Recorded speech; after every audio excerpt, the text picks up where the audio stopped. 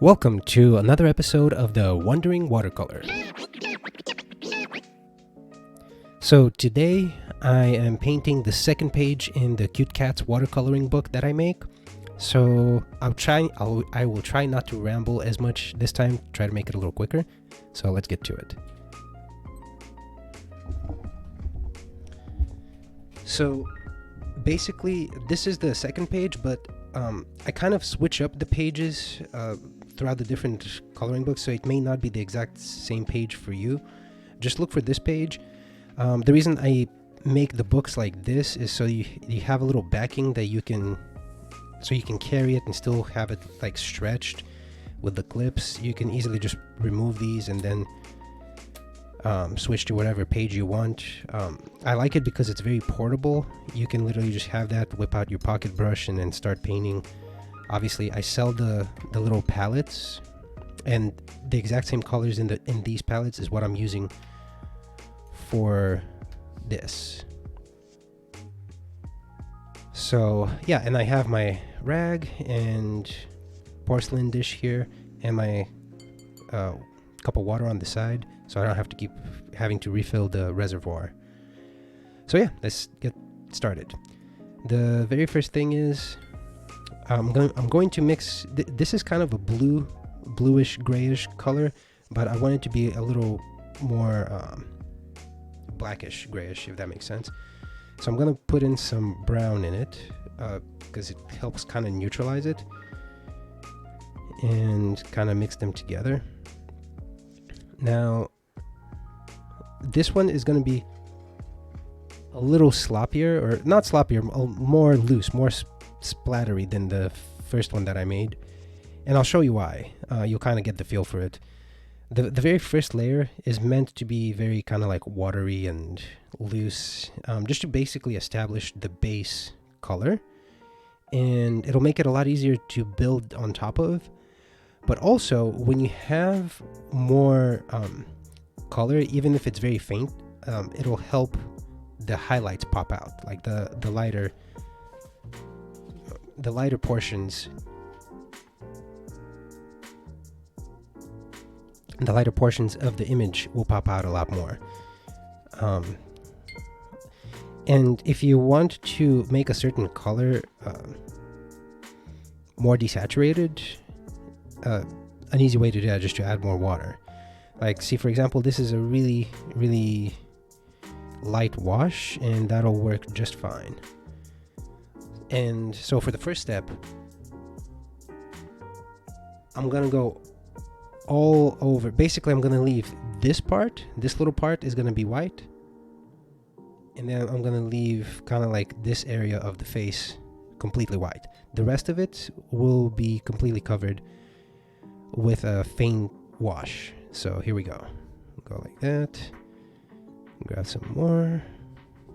Go like that. And remember, watercolor always dries lighter, so don't get stressed out about it.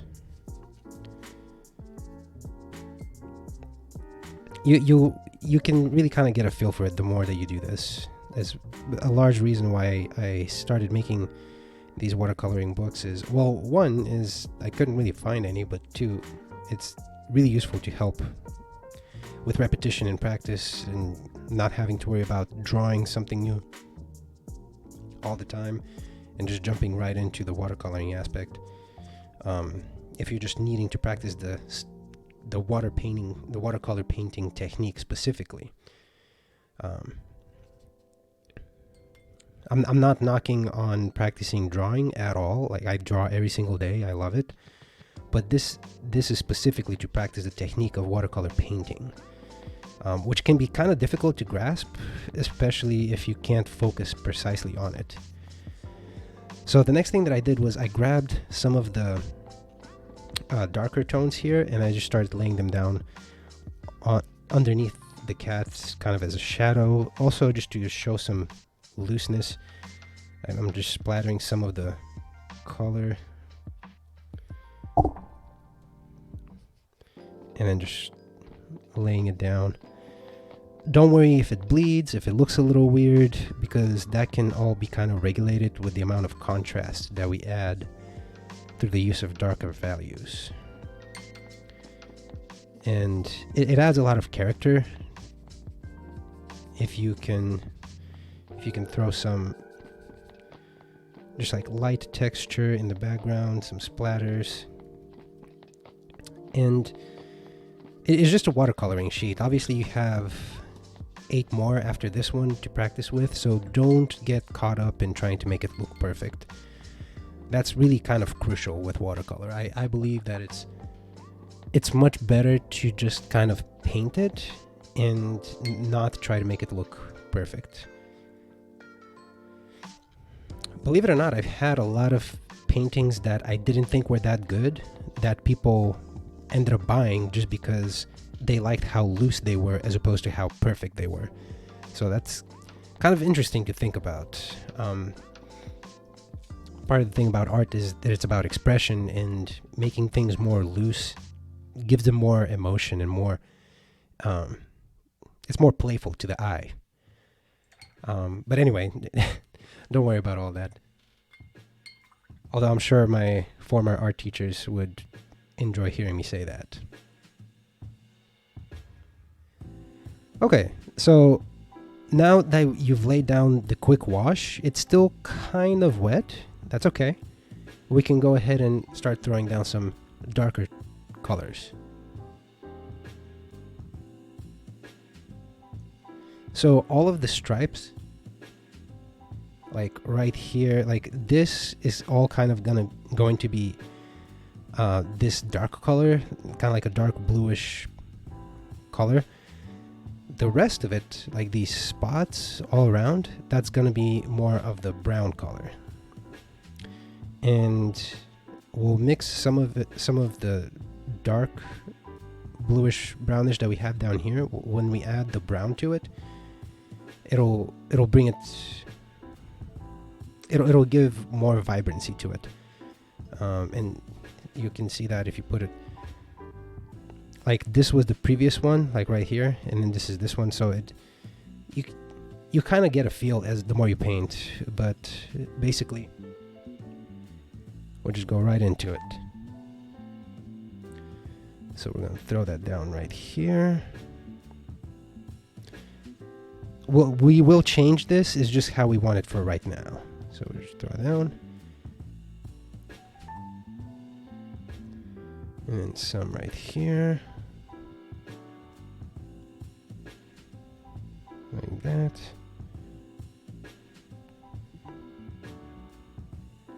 In the back here. We want to blend in some of that, so if we get some water on our brush, kind of dry it off a little bit so it's not too much, and kind of gradate it into the rest of it. There we go. That's how you can really get down some really good gradients kind of quickly. I do it all the time, and it saves a ton of time, as opposed to doing a spot of wet and another spot of wet color, like let's say green and red, and then having them like kind of fuse in the middle. If you do a wash of one color and then have another color on top and just kind of dilute it with water, it's just way quicker. Obviously the ending result is a little different, but it's fine. Like they both look fine. I just prefer my method because I guess I'm more comfortable with it. And then we'll add a little darker brown here. Okay, that's fine. Not too much, but we'll add a little more here, just to kind of like let it bleed in. Kind of, it almost shows like because this is further back. This part over here in the belly of the cat is further back, so it's darker. So it's fine to let it kind of flow out and then get lighter as it goes up, as it moves towards the front of the cat. Same with back here.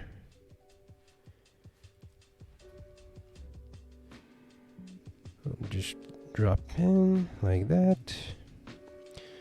Okay, while that is drying,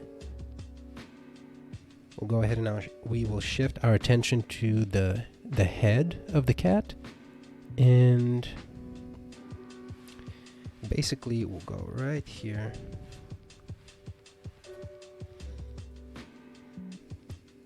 Gonna put that in here.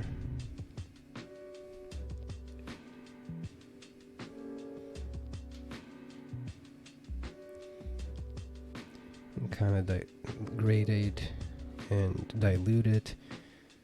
Kind of mix it and blend it softly. There we go. We're still gonna add in our dark black spots up here. Don't worry about overlapping any of them while you're building up the blending part of it, because that's still gonna look just fine, because the black contrast won't be affected by the color underneath it. Okay.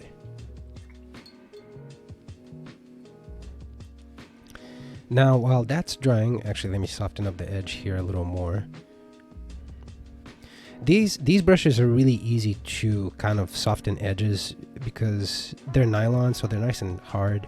That's probably actually the only thing that most people dislike about these portable brushes is the nylon bristles are very hard, so it's harder to get kind of like softer textures, and it kind of changes up the way that you paint, but that's not really important right now. Okay, so now we will focus on the eyes because everything else is drying. The eyes for this cat are kind of yellow greenish. So we will start with getting a little bit of the yellow over here. We'll put it in here. And then getting a little bit of the green. We'll put it in here. And that's close to the color, but we need a little more yellow. Okay. It's still too green. We'll get a little more yellow. That's a little better, but next we'll get a little bit of the brown right here. Okay. I'm sure you've probably seen some cats that have kind of like a hazily greenish, brownish, yellowish eyes. It's not a good description, but if you've seen a cat like that, you'll know what I mean. Okay, that's better. That's much closer to the actual color of the cat's eyes. And the way we're gonna paint it is just need more pigment. Grab that. We're gonna paint over the pupils. We won't worry about that because since they're black, it'll look fine once we go over it with the black. We're just gonna watch out for the little highlight there, the little dot, and then do the same for the other eye.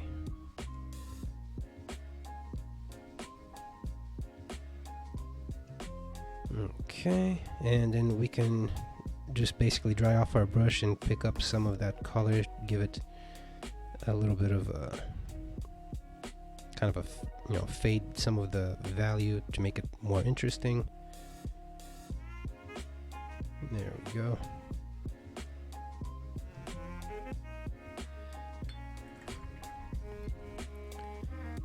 Do that again, just to, there we go, that's much better.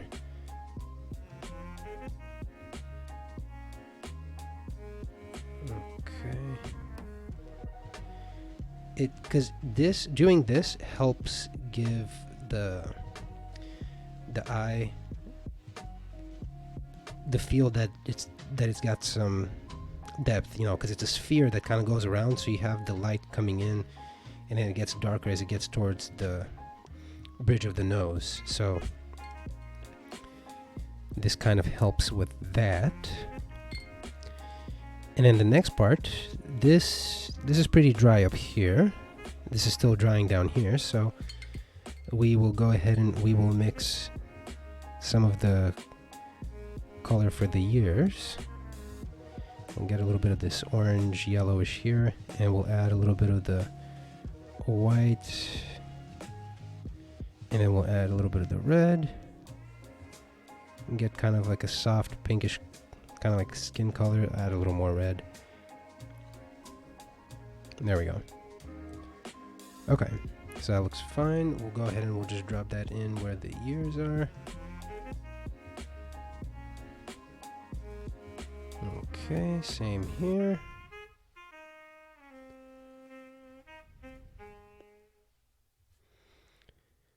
And then a little bit for the nose.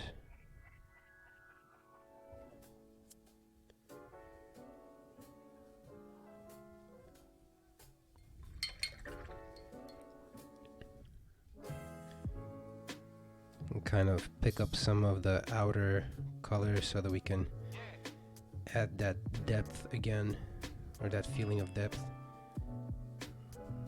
There we go.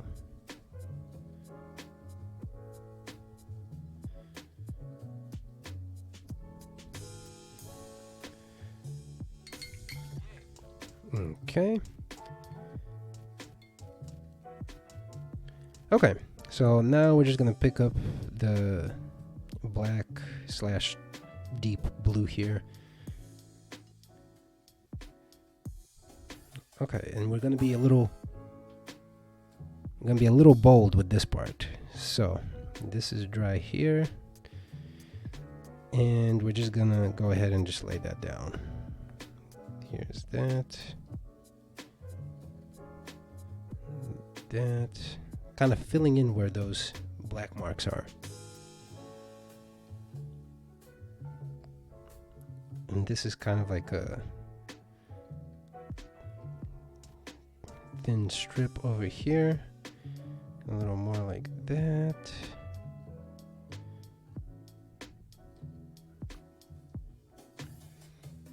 There we go.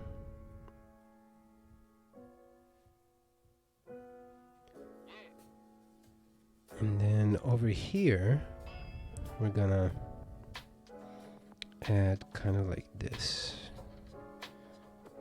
Kind of just doing little strokes to show where the fur is. Going to the back.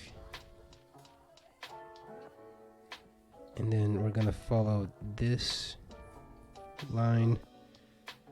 And again, making little strokes. It's okay if it's not perfect or completely connected. I'm gonna get a little more. And then make the connection back here. And then add some right here. Go like this. I'm sure you've probably seen how a lot of cats have like this cool looking kind of M shaped pattern on top of their heads. It's kind of what we're going here, what we're going for right here. And these little dots, fill those in. Okay, like that. And grab a little more, little dots right here. There we go. And this is also a stripe on the side. There's a stripe right there. Some cats have really interesting patterns. I paint pet portraits all of the time, and cats are a very common portrait request.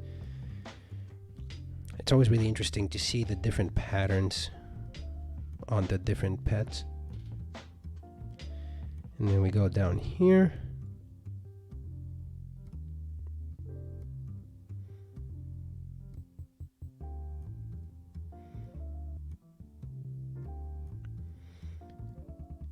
And over here.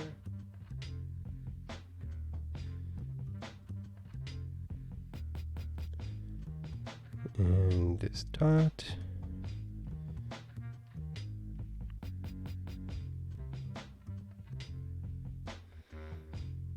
Okay, and then this is all kind of like make this strokes here, make it look like fur. And then coloring in, going back. Okay, that's looking pretty good. Get some more. And you can always go back and add more to add the contrast for the color. Okay, get some more here. There we go.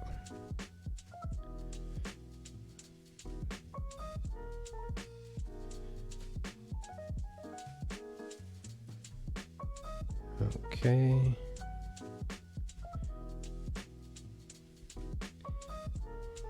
Connect the little piece right here, the little dot, another dot, and a third dot. Okay. It's looking pretty good so far.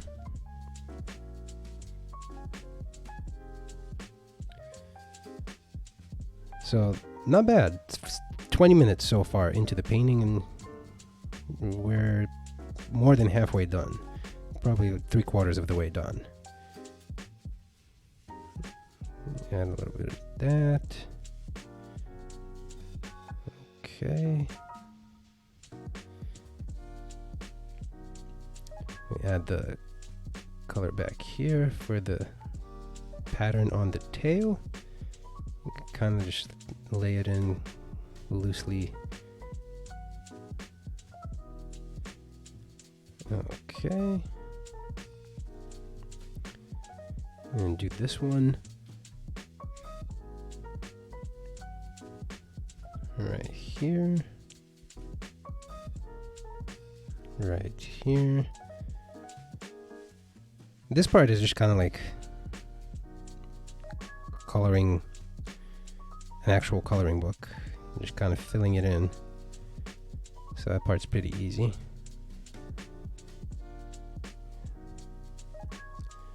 And get the little spots. Get that one, and that one. And this one down here. And this little spot.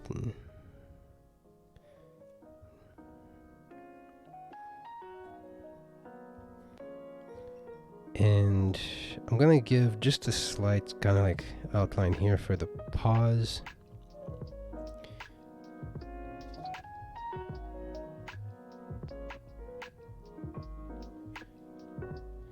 You don't have to if you don't want to. I just like doing that because it just helps add clarity. And if you test your brush after doing all that, you should still have some color in it, but not as much. You can use that to add kind of like some shading here. Maybe just give an idea of some fur, kind of like that.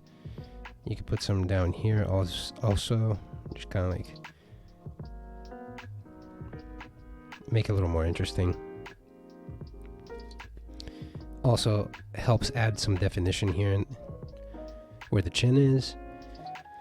And then we grab some more dark color and fill in down here.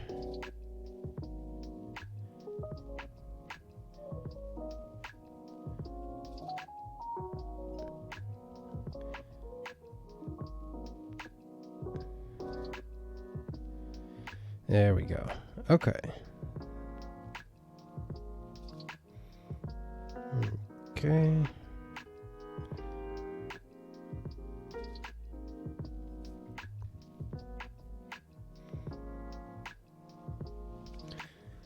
All right. So yeah, that's looking pretty good.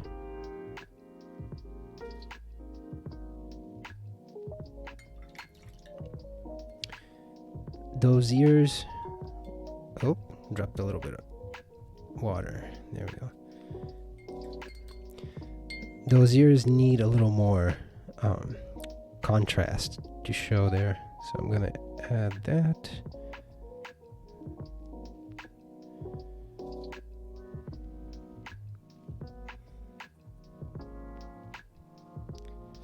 By the way, it doesn't have to be perfect. Whenever you're mixing your colors, they don't have to look exactly like mine. They just have to look coherent enough to where you can see what things are and there's some interest to the eye. You actually don't even have to follow. They don't even have to be realistic. You can make this a purple and yellow cat if you wanted to. As long as there's definition and you can kind of like see what's going on, it's perfectly fine.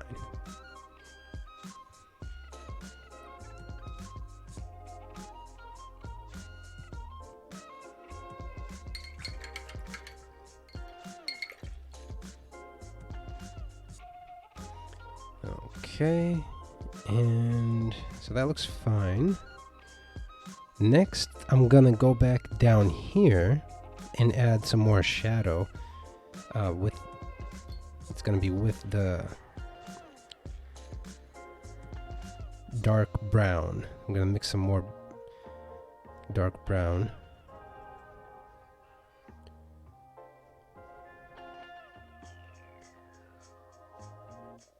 Okay.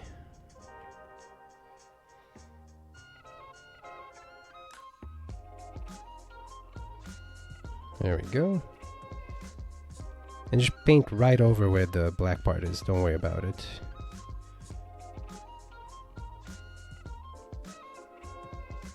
We can always go back. Not a bother. There we go. And then wipe off the brush. Kind of blend it in here. Blend it in back here. In here. Okay.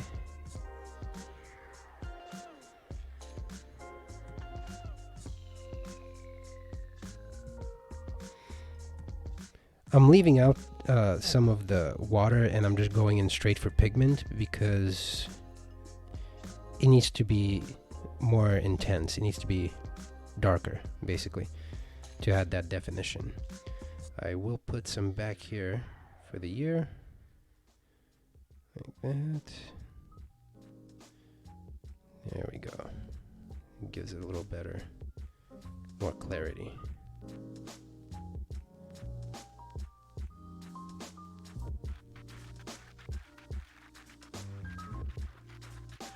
There we go.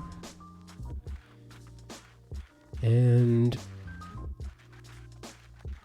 I kind of want to outline the eyes, but I'll wait before I do that. Give it a little bit here and there.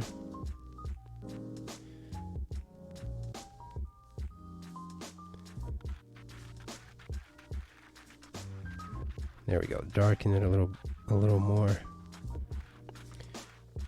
Achieving the right level of contrast in watercolor is hard. It takes practice, basically. I mean, I don't know of any other substitute for it.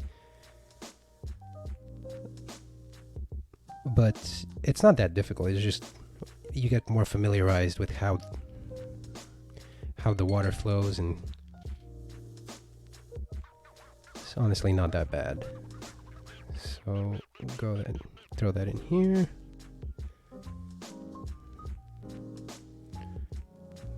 There we go. Put some color into the paw.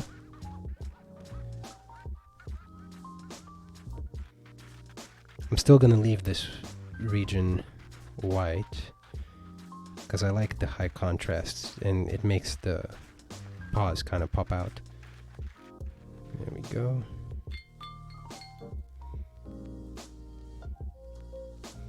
Kind of pick up some of it.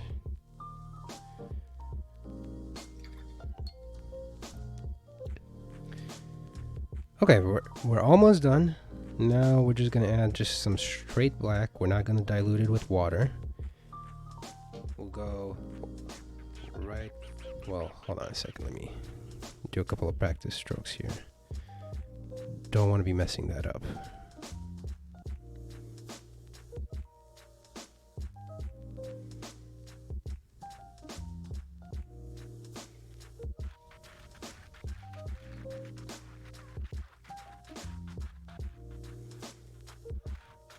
While the brush is wet, you can kind of, like, if it has pigment, it helps the bristles stick together more, so you can kind of, with laying down strokes on the scrap paper, you can kind of shape it so that it's pointier.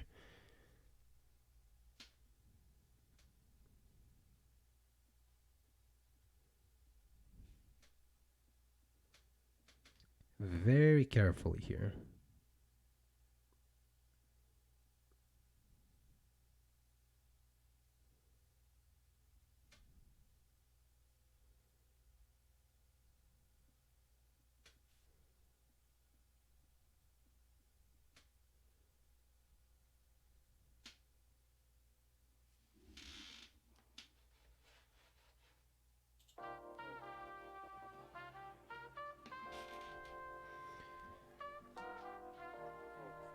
Okay, so that looks okay. We're gonna add some for the mouth.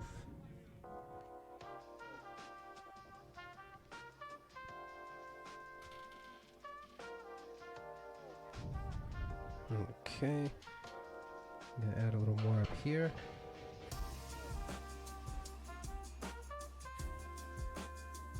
Down here for the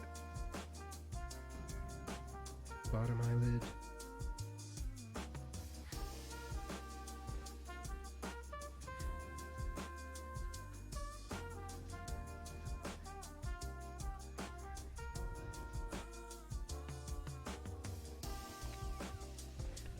Okay, now I'm gonna mix it in here with the blue.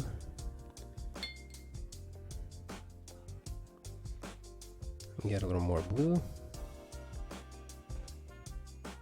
And now I can add more contrast where the marks are.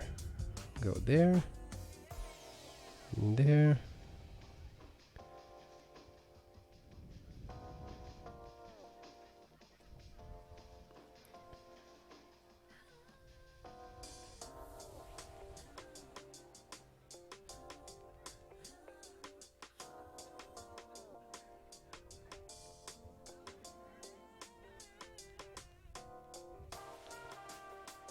There we go. Make those stand out a little bit.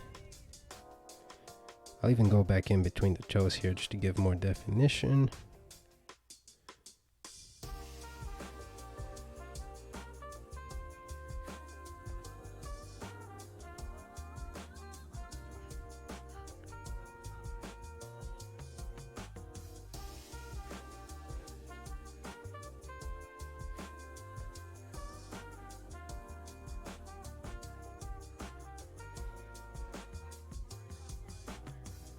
Okay, it's coming together quite nicely.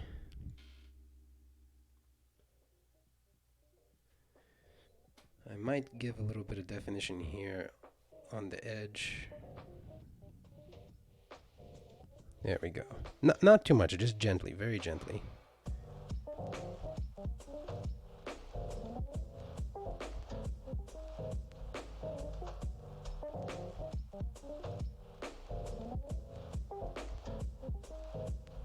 There we go. And also for the nose, this is a little tricky here. Go slowly.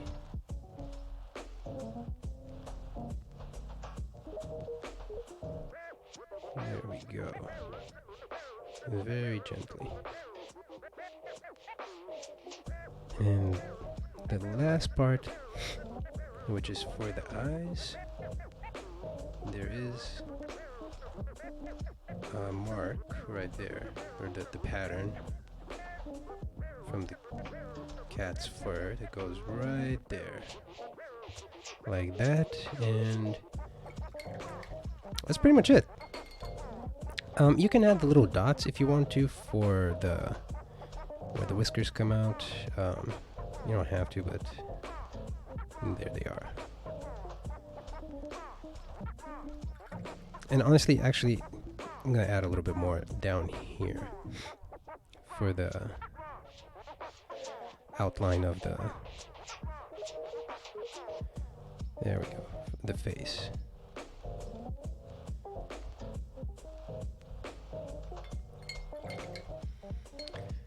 Okay, there we go. Yeah, that's the finished coloring page. I know that also took a little, was it over 30 minutes? But yeah. Okay, so hopefully that made enough sense. I'm interested to see how yours came out. Feel free to tag me on Instagram. It's Wondering Watercolor. Instagram info will be in the description. Or if you just want to drop a link in a comment, and wherever you post it, I'm interested to see what it looks like. Like if you got the idea, if you have any questions, just let me know. Leave a comment, DM me on Instagram, email me on my website. All the information will be in the description. Also, let me know if you would like me to change anything, or if any feedback is also appreciated. I want to make sure that the information that I'm conveying is understood and that it comes through clearly. I love watercolor painting, and hopefully you're enjoying these watercoloring books. And that's pretty much it. I will see you on the next one.